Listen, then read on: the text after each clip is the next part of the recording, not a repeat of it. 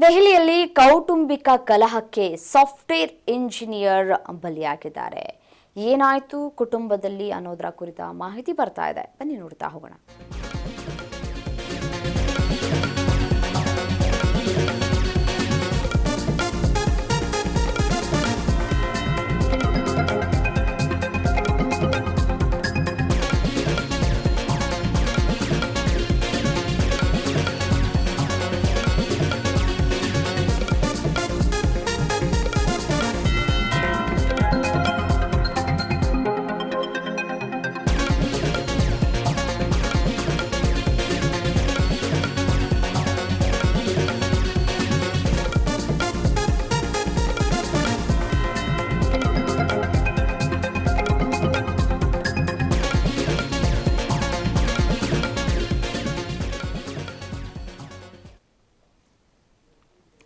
ದೆಹಲಿಯಲ್ಲಿ ಕೌಟುಂಬಿಕ ಕಲಹಕ್ಕೆ software engineer ಬಲಿಯಾಗಿದ್ದಾರೆ.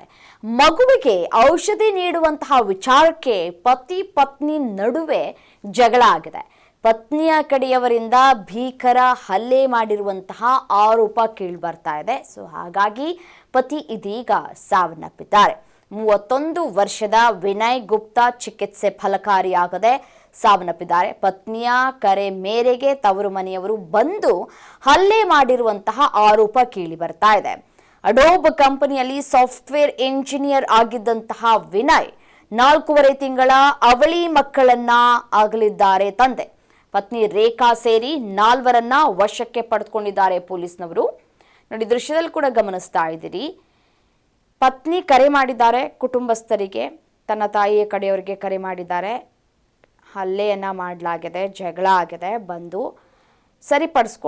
ಸರಿಪಡಿಸಿ ಹೋಗಿ ಅಂತ ಹೇಳಿ ಕರೆ ಮಾಡದಂತೆ ಕಾಣ ಸಿಗ್ತಾ ಇದೆ. ಬಟ್ ಆದರೆ ಇಲ್ಲಿ ಸಣ್ಣ ವಿಚಾರ ಏನಪ್ಪ ಅಂತಂದರೆ, ಔಷಧಿ ಕೊಡುವಂತಹ ವಿಚಾರ, ಮಕ್ಕಳಿಗೆ ಟಾನಿಕ್ ಕೊಡುವಂತಹ ವಿಚಾರಕ್ಕೆ ಸಂಬಂಧಪಟ್ಟಂತೆ ಆ ಒಂದು ವಿಚಾರ ಈ ರೀತಿಯಾಗಿ ಸಾವಿನಲ್ಲಿ ಅಂತ್ಯ ಆಗತ್ತೆ ಅಂತ ಹೇಳಿ ಊಹಿಸಿಕ್ಕಿರ್ಲಿಕ್ಕಿಲ್ಲ ಅಂತ ಕಾಣಿಸುತ್ತೆ. ಪತ್ನಿಯ ಕಡೆಯವರಿಂದ ಭೀಕರವಾಗಿ ಹಲ್ಲೆ ಮಾಡಿರುವಂತಹ ಆರೋಪ ಕೇಳಿ ಬರ್ತಾ ಇದೆ. ಕೂತು ಬಗೆಹರಿಸಿಕೊಳ್ಳುವಂತಹ ಸಮಸ್ಯೆ, ಸಣ್ಣದಾಗಿರುವಂತಹ ಸಮಸ್ಯೆಯನ್ನ ದೊಡ್ಡದು ಮಾಡಿಕೊಂಡು ಈ ರೀತಿಯಾಗಿ ಬಲಿ ಪಡೆದುಕೊಂಡ್ಬಿಟ್ರೆ ಈಗೇನು ಪಡೆದುಕೊಳ್ತಾರೆ ಕುಟುಂಬಸ್ಥರು? 31 ವರ್ಷದ ವಿನಯ್ ಗುಪ್ತಾ ಅವರು ಚಿಕಿತ್ಸೆ ಫಲಕಾರಿಯಾಗದೆ ಸಾವನ್ನಪ್ಪಿದ್ದಾರೆ. ನೋಡಿ, ದೃಶ್ಯದಲ್ಲಿ ಗಮನಿಸ್ತಾ ಇದ್ದೀರಲ್ಲ, ಇವರೇ ಇದೀಗ ಸಾವನ್ನಪ್ಪಿರುವಂತಹ ವ್ಯಕ್ತಿ, 31 ವರ್ಷದ ವ್ಯಕ್ತಿ. ಈಗ 2 ಮಕ್ಕಳಿದ್ದಾರೆ, ಟ್ವಿನ್ಸ್ ಬೇಬೀಸ್. ಪಾಪ ತಂದೆ ಇಲ್ಲದೆ ಜೀವನವನ್ನು ನಡೆಸಬೇಕು. ತಾಯಿಯ ಒಂದು ಅಹಂ ಅಥವಾ ಈ ದುರಹಂಕಾರ ಅಥವಾ ಅವರ ಮನೆಯವರು ನಡೆದುಕೊಂಡಿರುವಂತಹ ರೀತಿಗೆ ವಿನಯ್ ಇದೀಗ ಸಾವನ್ನಪ್ಪಿದ್ದಾರೆ. ಸಾಫ್ಟ್ವೇರ್ ಇಂಜಿನಿಯರ್ ಆಗಿದ್ರು ಅವರು ಅಡೋಬ್ ಕಂಪನಿಯಲ್ಲಿ ಅನ್ನೋದು ಗೊತ್ತಾಗ್ತಾ ಇದೆ. 4.5 ತಿಂಗಳ ಅವಳಿ ಮಕ್ಕಳು. ಪಾಪ ಇನ್ನೂ ತಂದೆ ಅಂದರೆ ಏನು ಅನ್ನೋದು ಗೊತ್ತಿರಲ್ಲ, ತಾಯಿ ಅಂದರೆ ಏನು ಅನ್ನೋದು ಕೂಡ ಗೊತ್ತಿರೋದಿಲ್ಲ.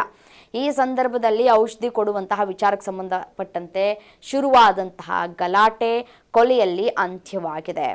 ಹೇಗೆ ಹಲ್ಲೆ ಮಾಡಿದ್ರು ಅನ್ನೋದು ತನಿಖೆಯ ನಂತರ ಗೊತ್ತಾಗತ್ತೆ.